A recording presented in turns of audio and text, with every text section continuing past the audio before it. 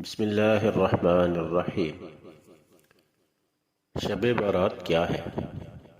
محترم ناظرین، ماہ شعبان المعظم میں ایک رات آتی ہے جو بڑی فضیلت اور بزرگی والی رات ہے۔ جلیل القدر تابعی حضرت عطار بن یسار رحمۃ اللہ علیہ فرماتے ہیں کہ لیلۃ القدر کے بعد شعبان کی 15ویں شب سے زیادہ کوئی رات افضل نہیں۔ اس رات کے کئی نام ہیں۔ لیلۃ المبارکہ یعنی برکتوں والی رات، یعنی اللہ تعالیٰ کی رحمت خاصہ کے نزول کی رات۔ دستاویز والی رات، عذر سے چھٹکارا ملنے اور بری ہونے کی رات۔ اس رات میں رحمت خدا بندی کی توفیل بے شمار انسان دوزخ سے نجات پاتے ہیں، اس لیے اس رات کو شب بارات کہتے ہیں۔ یہ شعبان کی 15ویں شب ہوتی ہے۔ احادیث مبارکہ میں اس شب کو بڑی فضیلت اور خصوصیات ذکر کی گئی ہیں۔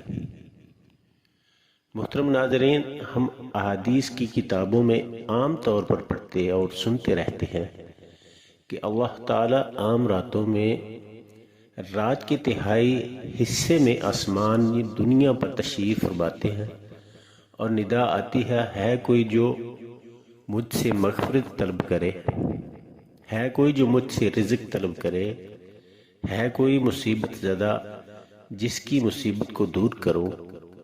لیکن شب بارات میں بالکل اس کے مختلف ہے۔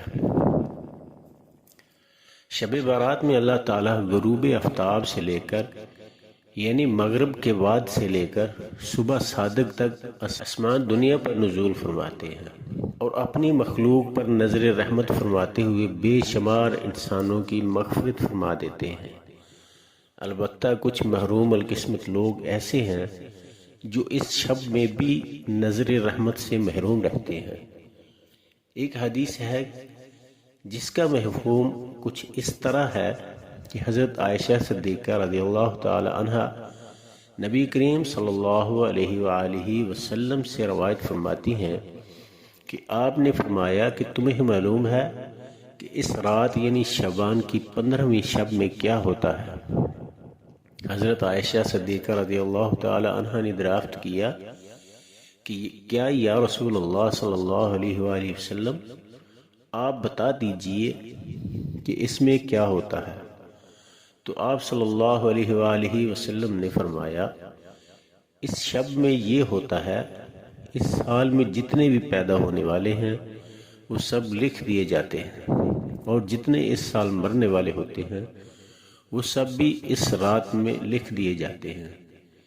اس رات میں سب بندوں کے اعمال سارے سال کے اٹھائے جاتے ہیں اور اسی رات میں لوگوں کی مقررہ روزی اترتی ہے۔ حضرت عطار بن یسار رحمۃ اللہ علیہ فرماتے ہیں کہ جب شعبان کی 15ویں شب ہوتی ہے تو اللہ تعالیٰ کی طرف سے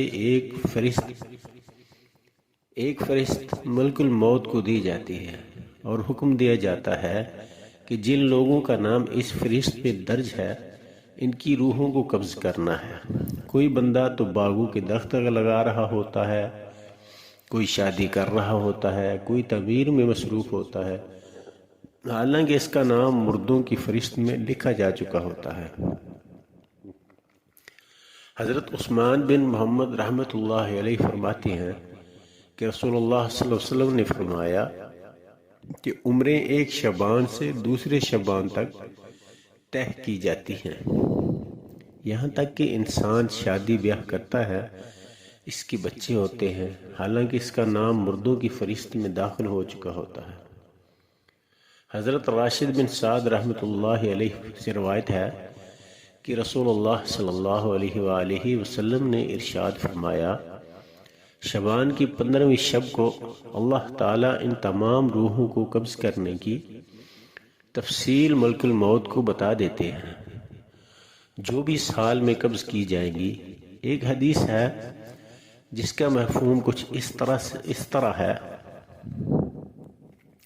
کہ حضرت ابو ہریرہ رضی اللہ تعالی عنہ روایت کرتے ہیں کہ رسول اللہ صلی اللہ علیہ وآلہ وسلم نے ارشاد فرمایا کہ میرے پاس نصف ماہ شعبان کی رات جبرائیل علیہ السلام تشریف لائے اور عرض کرنے لگے، اے اللہ کے رسول، آسمان کی طرف اپنا سر مبارک اٹھائیے۔ میں نے ان سے دریافت کیا کہ یہ کون سی رات ہے؟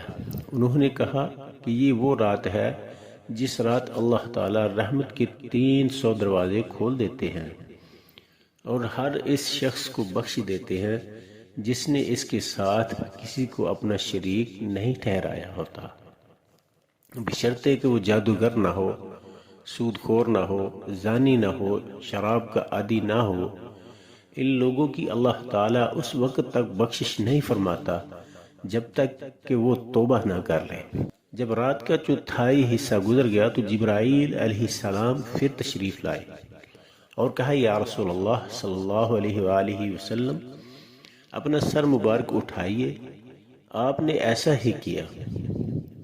آپ نے دیکھا جنت کے دروازے کھلے ہیں اور پہلے دروازے پر ایک فرشتہ پکار رہا ہے، خوشی ہو اس شخص کے لیے جس نے رات کو رکوع کیا، اور دوسرے دروازے پر ایک فرشتہ ندا دیتا ہے، خوشی ہو اس کے لیے جس نے اس رات میں سجدہ کیا۔ تیسرے دروازے پر ایک فرشتہ ندا دے رہا تھا، خوشی ہو اس کے لیے جس نے اس رات دعا کی۔ چوتھے دروازے پر ایک فرشتہ ندا دے رہا تھا، خوشی ہو اس رات میں ان لوگوں کو جو ذکر کرنے والے ہیں۔ پانچویں دروازے پر فرشتہ پکار رہا تھا، خوشی ہو اس کے لیے جو اللہ کے خوف سے اس رات میں رویا۔ چھٹے دروازے پر فرشتہ پکار رہا تھا، اس رات کے تمام مسلمانوں کو خوشی ہو۔ ساتویں آسمان پر فرشتہ ندا دے رہا تھا، کیا ہے کوئی مانگنے والا کہ اس کی آرزو اور طلب پوری کی جائے۔ آٹھویں دروازے پر فرشتہ پکار رہا تھا، کیا کوئی معافی کا طلبگار ہے کہ اس کے گناہ معاف کیے جائیں۔ رسول اللہ صلی اللہ علیہ وآلہ وسلم نے جبرائیل علیہ السلام سے پوچھا کہ یہ دروازے کب تک کھلے رہیں گے؟ جبرائیل علیہ السلام بولے کہ اول شب سے طلوع فجر تک۔ مزید کہنے لگے کہ اس رات میں دوزخ سے رہائی پانے والی جماعت کی تعداد بنی کلب کی بکریوں کے بالوں کے برابر ہوگی۔ ایک حدیث ہے جس کا مفہوم کچھ اس طرح ہے، حضرت ابو بکر صدیق رضی اللہ تعالی عنہ رسول اللہ صلی اللہ علیہ وآلہ وسلم سے روایت کرتے ہیں، آپ صلی اللہ علیہ وآلہ وسلم نے فرمایا، اللہ تعالیٰ نصف شعبان کی شب آسمان دنیا کی طرف نزول فرماتے ہیں اور اس شب ہر کسی کی مغفرت کر دی جاتی ہے سوائے مشرک کے یا ایسے شخص کے